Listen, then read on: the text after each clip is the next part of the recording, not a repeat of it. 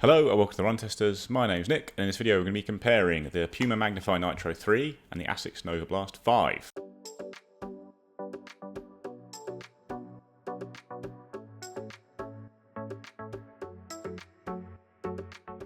The Novablast 5 and the Magnify Nitro 3 are both cushioned daily trainers that I just hit myself in the face with the Asics. It's such a big heel on this shoe. Are both cushioned daily trainers that I rate very highly as comfortable options, pretty good value as well, good for new runners, good for old runners, good for everything in between, just comfortable shoes that can sit in a rotation or work as all-rounders. But there are certainly differences in their ride feel, which might make one or the other more suited to your preferences. The price is pretty similar here in the UK. The Magnify Nitro 3 is £130, whereas the Novablast is £135. In the US, the Magnify Nitro is more expensive. It's $160, whereas the Novablast is $140. The Magnify Nitro 3 weighs in at 280 grams or 9.9 ounces in a UK 9. The Novablast is a bit lighter than that. It's 274 grams or 9.7 ounces in the same size. We've got a 10mm drop on the Magnify Nitro 3 with a stack height of 40mm at the heel, 30 at the forefoot.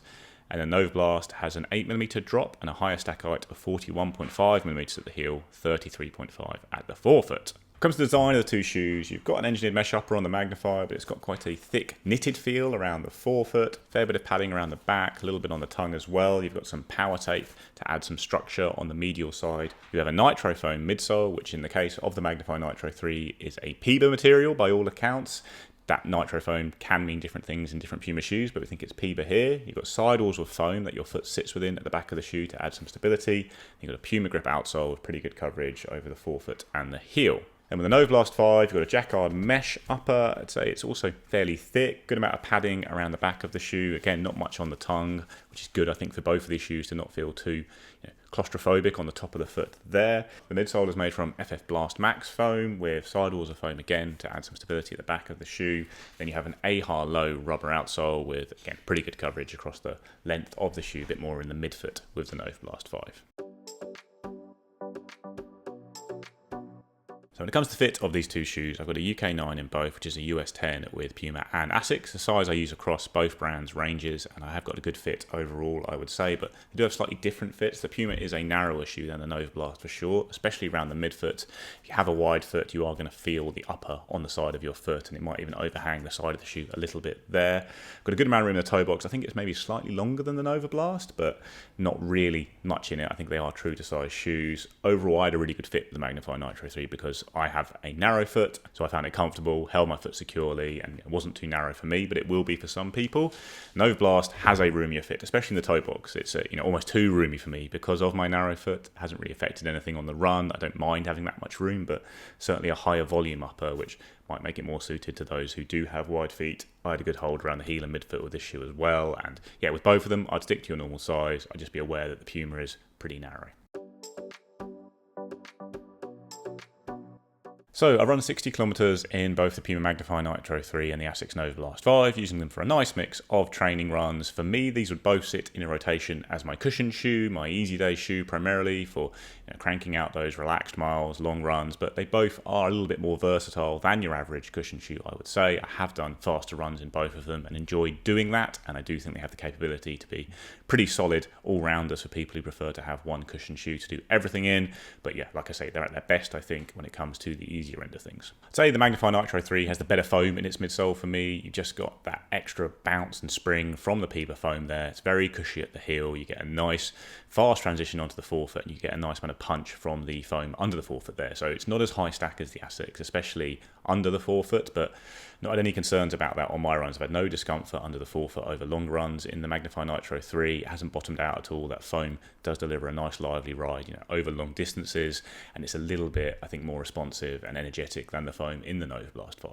It also is a bit narrower than the Asics, and that gives it a slightly nimbler feel on the run, I would say. It's got a more traditional ride all round with the slightly higher drop. You get a bit more snap through. I'd say it's still a pretty smooth shoe. It's not as snappy as some 10mm shoes out there, things like the Pegasus and the Ghost, but it's a little bit snappier than the Novablast, and it does have that slightly nimble feel. So even though it's the heavier shoe than the Asics, it does feel almost a bit smaller on the foot in some ways because it is that bit nimbler overall. So the Asics is a little bit wider, which I think does give it a bit more stability, especially around the midfoot compared to the Puma, and you've got a slightly more rockered feel to it as well. Like, it's still got a fairly traditional ride, but it has got maybe a slightly smoother feel to it than the Puma. The foam, it doesn't give you as much back, but you do get moved through quite well onto your forefoot, and you are getting, still a bit of response under the forefoot as well. Like, it's a soft shoe, it's a cushion shoe with a very high stack, but neither of these shoes are so soft as to feel wobbly or anything like that at the heel. And then with the Novablast, I think it's a slightly less vibrant foam all round, but it will give you a little bit back if you start to run fast in the shoe. Certainly both shoes give you a lot of comfort at easy paces, and it's very nice to tick along in them at relaxed paces. And then if you move through the gears, I've done kind of easy to steady runs or just straight steady runs in both of these shoes.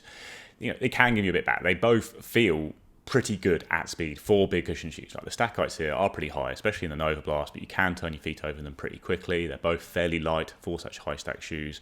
With the Novablast, I think the geometry of the shoe means that it can feel a bit heel dominant. Like, I think it's quite smooth off the bevel at the back of the heel there, but it does feel like a big shoe on the foot, even though it is lightweight. Whereas the Puma, I think, has a bit more natural snap and feels a bit nimbler when you are running at pace. I did do a run in both shoes at the same time, and you do get a bit more of a snap from the Puma. Like I say, it does feel a bit nimbler on the foot despite being the heavier shoe, and I think you do feel the extra kind of energy from the foam in the Puma. The Novablast feels very solid, very reliable, stable, a nice bit of width to it. Doesn't have quite the same amount of spring in it as you do get from the Magnify Nitro 3. I would say though that downside of the Puma's narrow design is that it will be a little bit less stable than the Novablast 5, and if you're someone who prefers even just a stable neutral shoe, the Novablast would do that better for sure, I would say.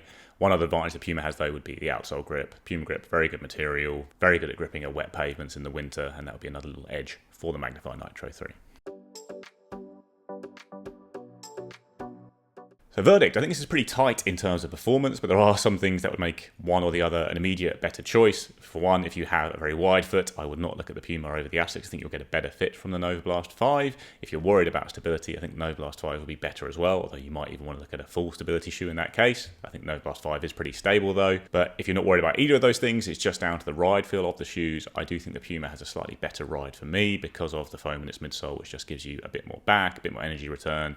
Do think it's a really good all-round cushion shoe that can soak up easy miles, loads of comfort at the heel where I land, providing that extra support and protection, and then quite a nice nimble feel and bounce off the toes there. And the Novablast do have more of a cruisery feel. It's definitely a very protective shoe. You've got a bit of extra stack height. You've got a bit more width there for just general support on long runs and easy runs. So I do think it's a really good shoe, and maybe if I was recommending shoes to people, I'd probably be more likely actually to recommend the Novablast 5 as a shoe that's more likely to please because of its more relaxed fit and just high level of comfort in a lightweight design. But personally, I'd probably pick the Magnify Nitro 3 myself. So yeah, that's probably what I'd look at it. I think the Novablast is a bigger all-round crowd pleaser. Magnify Nitro 3 I think is a slightly better shoe, but has some quirks to it. That means I wouldn't be absolutely sure about recommending it to everyone. But if those quirks aren't a problem for you, I think you're getting a slightly more fun ride out of the Puma at any pace, and maybe a slightly more energetic one for fast runs as well. So yeah, really good shoes. I probably just lean towards the Magnify myself, especially in the UK where it's a touch cheaper.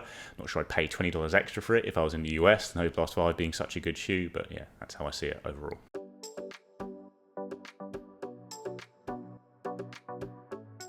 That's a comparison of the Puma Magnify Nitro 3 and the Asics Novablast 5. Let us know what you think in the comments below. Please do like and subscribe and ring the little bell so you get notified when we launch a new video, and we will see you next time.